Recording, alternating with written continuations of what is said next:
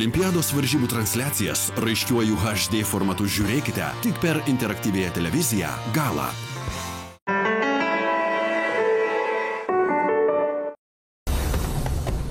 Projektą pristato Vici skonių jūra.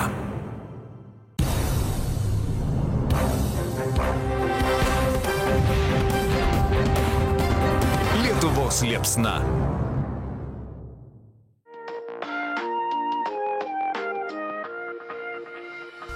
Sveiki, Jurbarko krašto savanoriai, sveiki jurbarkiečiai.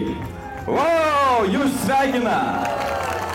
Lietuvos liepsna projektas žadinantis olimpinę dvasią ir keliantis olimpinę viltį. Ir štai šį simbolinį Lietuvos liepsnos deglą su džiaugsmu ir pasididžiavimu įteikiu Jurbarko rajono merui Richardui Juškai. Jūsų plojimai.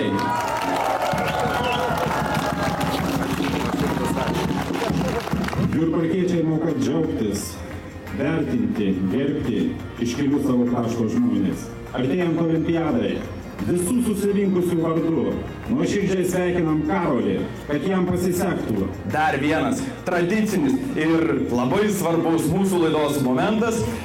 Miesto šeimininkui mes įteikiam Gaspadoriaus duonos kepalą ir vėlgi aidint jūsų aplodismentams. Aš labai norėčiau šį deglą man perduoti Karoliu pirmąjai treneriai, Lietuvos nusipelniusiai treneriai Dianai Arlauskaitei. Tegul šis deglas papuošia jūsų klubą.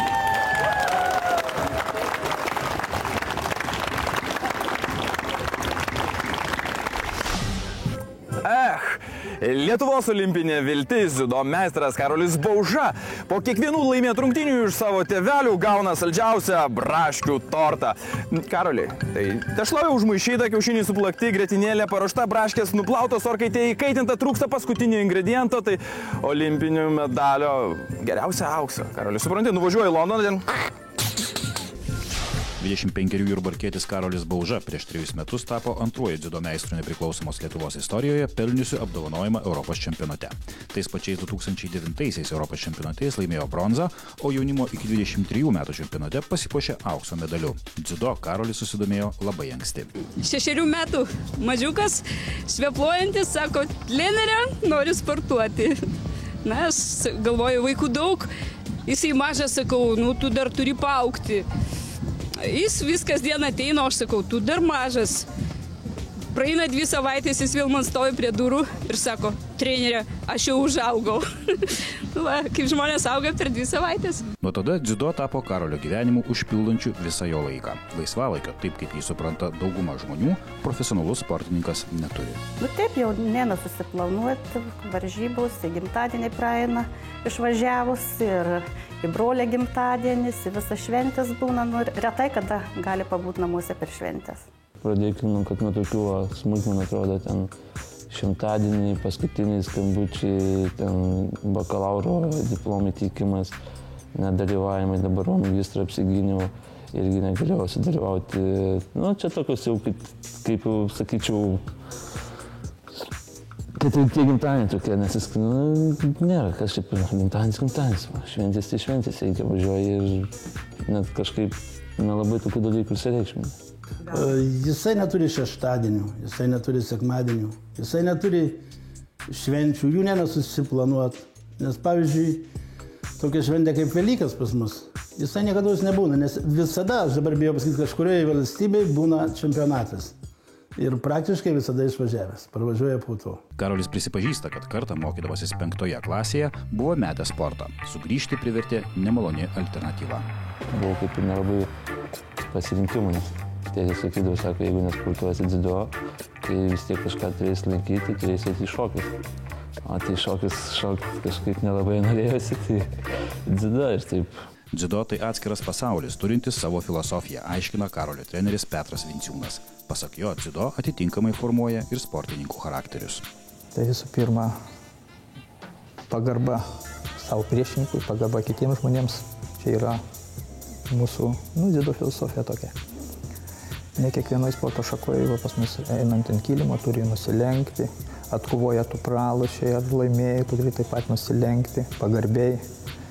Kadangi jeigu taip nedarysi, tai gali teisėjas nubausti kartais. Papulti į olimpinės žaidynės sena Karolio svajonė. Tam sportininkas sunkiai dirbo 4 metus. Tai yra aukšto lygio varžybas, Europos čempionatai, pasaulio čempionatai. Ir tuose čempionatuose reikia ten, aš dabar nepasakysiu, kiek ant tų taškų gauti, bet reikia surinkti taškų skaičių, kad pasiektum tą lygį, kad būtų tiek taškų surinkta, kad galėtum važiuoti olimpiadą. Nujautėm anksčiau, kad jau, kaip nujautėm, nežinojom, pagal reitingą, tai ten kitos treneriai, kitų šalių sako, jau čia ramus, ko aš čia važinė.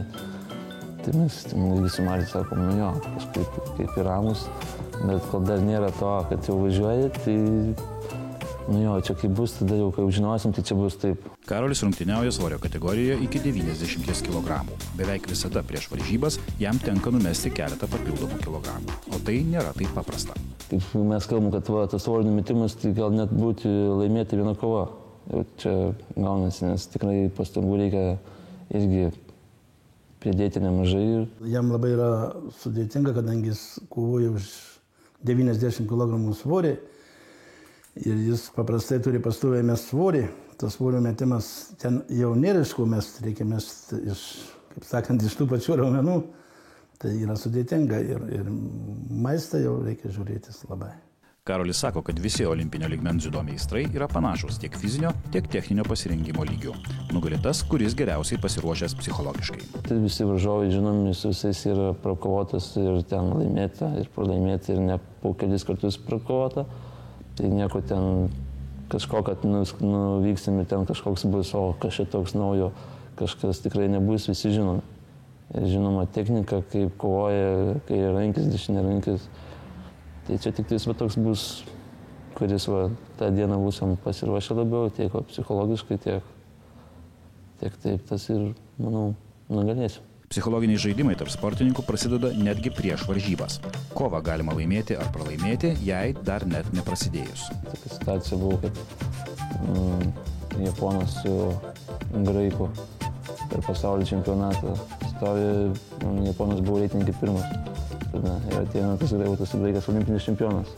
Ateina į svinimą, stovi, tas graikas taip iš pėties bam, tas Japonas taip iš šono, atsitinka ir taip, aš jie pajuokavau. Ir viskas, ir tas matai, kad jau paskui jie susitiko kovot, ir jau tas toks gaunasi kaip ir, dėgymas, pašiausiai jis išgąsdino. Per savo sportinę karjerą Karolis pelnė daugiau nei 100 įvairiausių apdovanojimų. Visi jie saugomi Karolio tėvų namuose. Sportininkas turi prietarą, jeigu jis medalį, taurę ar garbės raštą pasiliks savo, kitose varžybose jam nepasiseks. Pavyzdžiui, gauna apdovanojimą kažkokį ir jeigu sekančias varžybas, jisai sako, jeigu aš jo neparvežu į Jurbarką, palieku Kaune, nesiseks. Jis jau tokį turi kaip įsitikinimą. Net yra tokių atvejų, kad broliui paduoda, kad parvežtų, kad jis būtų namuos. Apdovanojimas nebūtų Kaune, kai jis išvažiuoja. Karolio tėvai labai norėjo olimpinės sūnaus kovas stebėti gyvai, tačiau negavo bilietų į Londoną. Eimutis tikisi, kad Karolis Londone savo ir Lietuvai padovanos medalį, o pats sportininkas ir jo treneris olimpinį pasirodymą prognozuoja kiek santūriau. Mūsų sportininkai pilnai pajėgus, pilnai pasirengę, kad galėtų lygiaverčiai kovoti su visais sportininkais. Aš manau, nieko nesilpnesni tiksliai mūsų sportininkai.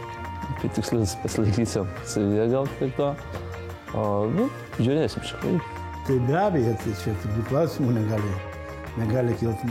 Medalis tai būtų, kaip sakant, tikslas. Karoli, laikykis! Tvirtai! Ir ką dėmesio iš Jurbarko Karoliui Lietuvos liepsna siunčia muzikinį palinkėjimą.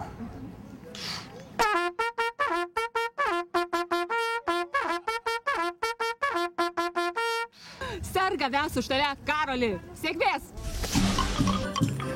Kaip manot, jurbarkiečiai turi net specialų šokį imtynininko dziudisto Karolio Baužos pergalėms ant tatamio paminėti. Dėl to su Jurbarku mes atsisveikinam truputį nuliūdę, tačiau mus guodžia tai, kad visai netrukus olimpinę dvasią kelsime Šilutėje, kur ir vykstam, o jūs nepamirškit, kad sportas yra ne tik sveikata, bet ir gera nuotaika. Sėkmės!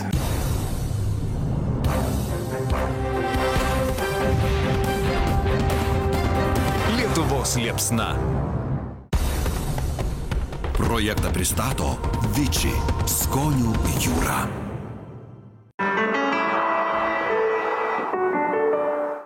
Olimpiados varžybų transliacijas raiškiuoju HD formatu žiūrėkite tik per interaktyvėją televiziją Gala.